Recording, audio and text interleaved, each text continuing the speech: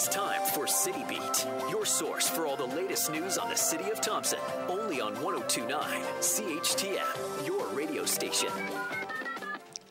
Good morning and welcome to City Beat. My guest this morning is Mayor Dennis Fenske. Welcome. Good morning. So the blizzard is over now. We're getting a bit more snow tonight, but the majority of snow, hopefully, for this winter is in the past. What's left to be done for snow removal, and what's been done so far? Basically, all the priority ones are cleared from the perspective of drivability. All the residentials are cleared from a perspective of drivability. There are a lot of snow banks and snow to be moved. So currently, we're working on the Cree Road and Thompson Drive area. We are working with contractors. We're running 24/7 until such time as all of the blind spots are removed. We hope to have the downtown area done by the middle of next week or so, and then we'll start to move into the residential areas. Again, kudos to all the staff who are putting in the extra effort. Also, kudos to the community at large for those that are helping out them. I see today there's guys out in neighbors' yards with snow blowers still moving drifts around. So it'll be another couple of weeks before we are clear of this. So just be vigilant in regards to watching for pedestrians. Unfortunately, we don't have all the sidewalks cleared, so there will be pedestrians on the streets. So from a pedestrian perspective, make yourself visible, wear high-vis clothes, make eye contact with the drivers if you can, and from a driver's perspective, be aware of blind spots and pedestrians on the road. They're not normally there, so look out for that and drive to the conditions of the road. Has there been any update on how much the snow removal efforts for the storm will affect the budget, or will that be coming at a later point? That'll be coming later. Normally, I mean, we operate different than the City of Winnipeg in that we don't normally contract our snow removal. That's done by the city forces. So there really is no impact on the budget from that perspective because our forces are coming to work anyways. If it's not snow removal, they're doing other tasks. But we will incur a higher cost this time around because we have contracted with contractors for snow removal, and we'll know at the end of that probably within a month or so what the actual cost of that was. Do you have any official totals, for the storm now? How many centimeters of snow you got, the winds? My understanding there's 80 centimeters over the 2 days. The winds, I'm not sure what they varied to, but they were quite substantial. It's not the 120 kilometers that the Churchill experienced, but certainly well over 50. And that caused the drifting and the hard pack. So again, 80 centimeters. We're expecting another 10 to 15 over the next day or so. So I will react to that, but basically in the 2 days we received 80 centimeters. So. And I understand there were a few emergency calls that went out during the blizzard that had to be responded to with the Bombardier machines. Yeah, and not to say that or to downplay the emergency situations, but we didn't have anything unusual other than the mode of transportation. So we want to again thank Manitoba Hydro for contributing the 3 Bombardiers to our services, to fire paramedics and to the Norman Regional Health, and to the Norman Regional Health Authority for assisting in coordinating the delivery of doctors and nurses to and from the hospital when needed. At the end of council on Monday, you brought up that the city is looking to collect pictures and stories from the storms. Could you maybe go in a bit more detail about that and how people can submit their stories? Sure, that was a suggestion of Councillor Penny Byer, and it's a good idea. It's kind of like a scrapbook, a modern-day scrapbook. We always tend to dwell on the negative. So from the Thompson.ca, our Facebook page, we're asking people to submit pictures and stories to our account so that we can post them and show the upside of a blizzard and what happens when the community pulls together. Moving on to council now, the hot button issue yet again was you being on the Grant and Liu negotiating team. Deputy Mayor Valentino made her thoughts clear on this, as did everyone on City Council. She said it's been 28 months of the same debate. Do you think council will be able to move past this in the remaining 20 months of the term? Well, I think the majority of council can. Again, I'm not concerned. I've made my position quite public, and from that perspective, we'll move forward with the negotiations. It's an important aspect of the future and sustainability of our community to ensure that we have a good grant in lieu with Valet, and which expires at the end of this year, 2017. So hopefully we'll get to the table and be able to negotiate a deal that's beneficial to both parties.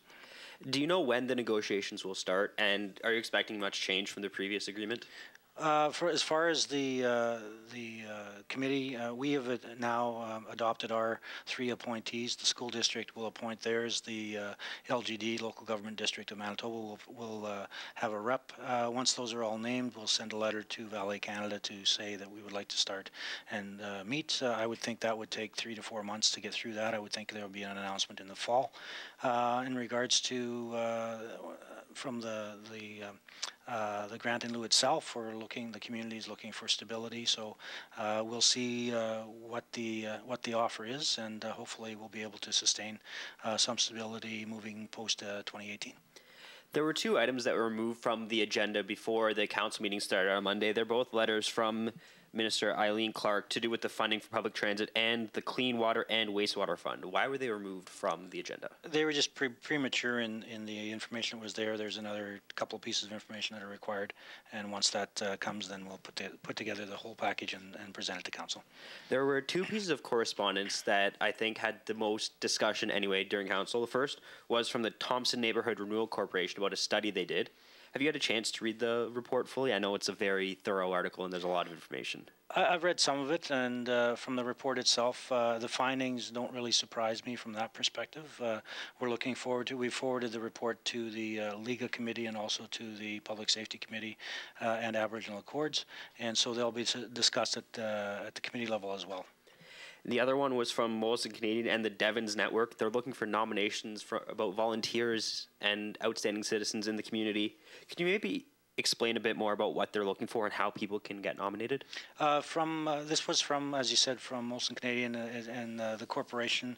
They have a Canada 150 program in place, and so they're looking for outstanding community citizens across Canada, and they're looking for nominations for that, and with the stories that go with them. They want to give a cross-Canada mosaic of people during this Canada 150 celebrations. So you can contact City Hall. It's 677-7920, or you can email as well to thompson.ca in regards to people that you feel should be nominated, and provide a backstory as to why you think they should be nominated in regards to their contribution to the community and the fabric of our community in Thompson. It's a relatively quiet weekend here in Thompson, relatively speaking. There's not as much fanfare for the events this weekend going on as there has been for, say, the Mun Cup or provincials. Claire Hughes is here tonight to talk about mental health. Mm-hmm. That should be a very interesting event. Absolutely. Along with other sports, it wasn't quite the result we wanted to see last weekend from the King Miners. They fell in the final to the Beausejour Blades. Mm-hmm. But it was still a fantastic season for them. Absolutely. I mean, that's you always want to win your last game of the season, being in a championship. But even if you don't, it's the work that you put in throughout the season, from not only the players but the coaches, the volunteers, the parents. It can be a long season, and so congratulations to all involved, and good luck throughout the summer, and hopefully we'll see you in the fall. There is one tournament this weekend, the Jack Burton tournament. The novice 8-year-olds are here. I think there's 16 teams, 4 here from Thompson. Mm-hmm. A lot of little kids are running around the VRCC this weekend. Absolutely. The VRCC is an active place, and again, this weekend we'll be active again with the novice tournament. So if you want to come down and see some great kids enjoying hockey, again, it's the Jack Burton novice tournament, so come out, and there's 4 local teams, as you mentioned, 16 in total. So lots of visitors to our community, so come down to the VRCC for the weekend. Now, these basketball events didn't happen in Thompson, but they involved the Artie Parker Trojans. Last weekend, the JV girls won provincials, and then even right now, the senior girls and boys are in action in Winnipeg, so we could get more provincial championships coming up here to Thompson. Absolutely, and that's a great story. There's been a really strong girls basketball and boys basketball, but I want to specifically talk about girls basketball and the previous work that was done by Sarah Gillis, who's now a retired school teacher, was heavily involved in the girls basketball, and Ms. Donovan as well, running camps in the summertime that promoted it. And it just goes to show that trickle-down aspect of, you see the success of the Raptors and the Canadian basketball. You see a lot of Canadian kids or high draft picks that are attending either the CIS universities or the NCAAs. So basketball is growing nationally, and locally we have some great volunteers and some great kids coming up. So kudos to the coaches and the players for their success this year, and ongoing success, and best wishes for this weekend for the seniors as well. To wrap things up, it's St. Patrick's Day tomorrow. Is there anything going on in the city to celebrate?